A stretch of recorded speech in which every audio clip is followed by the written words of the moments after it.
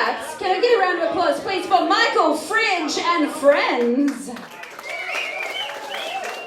Okay, very good.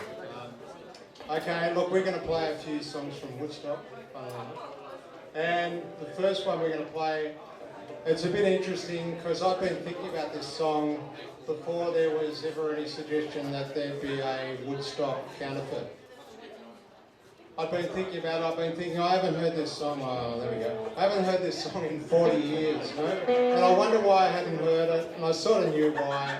And, but I think it's self-evident why this song never got played on the radio and never gets played on the radio now. And if you can remember it, you're very lucky.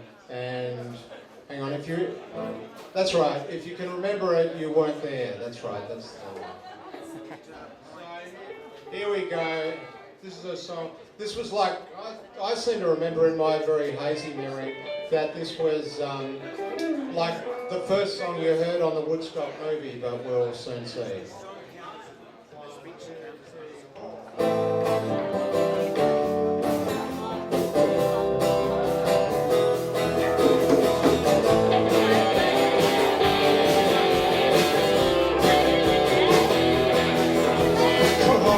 From London, from Malta.